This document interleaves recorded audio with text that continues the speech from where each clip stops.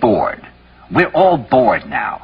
But has it ever occurred to you, Wally, that the process that creates this boredom that we see in the world now may very well be a self-perpetuating, unconscious form of brainwashing created by a world totalitarian government based on money, and that all of this is much more dangerous than one thinks?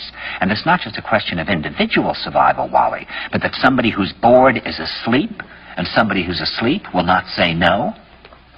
See, I keep meeting these people. I mean, just a few days ago, I met this man whom I greatly admire. He's a Swedish physicist, Gustav Bjornstrand, and he told me that he no longer watches television, he doesn't read newspapers, and he doesn't read magazines. He's completely cut them out of his life because he really does feel that we're living in some kind of Orwellian nightmare now, and that everything that you hear now contributes to turning you into a robot. And when I was at Findhorn, I met this extraordinary English tree expert who had devoted his life to saving trees. He just got back from Washington, lobbying to save the redwoods. He's 84 years old. He always travels with a backpack because he never knows where he's going to be tomorrow.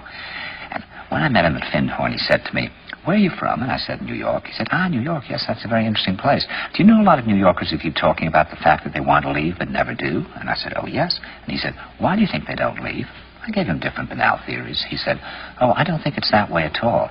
He said, "I think that New York is the new model for the new concentration camp, where the camp has been built by the inmates themselves, and the inmates are the guards, and they have this pride in this thing they've built. They've built their own prison, and so they exist in a state of schizophrenia, where they are both guards and prisoners, and as a result, they no longer have, having been lobotomized, the capacity to leave the prison they've made, or to even see it as a prison."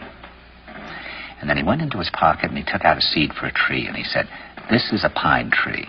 He put it in my hand and he said, "Escape before it's too late."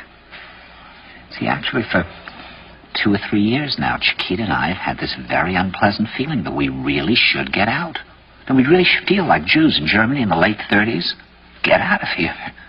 Of course, the problem is where to go, because it seems quite obvious that the whole world is going in the same direction. See, I think it's quite possible that the 1960s represented the last burst of the human being before he was extinguished, and that this is the beginning of the rest of the future now, that from now on there'll simply be all these robots walking around, feeling nothing, thinking nothing, and there'll be nobody left almost to remind them that there once was a species called a human being, with feelings and thoughts, and that history and memory are right now being erased, and soon nobody will really remember that life existed on the planet.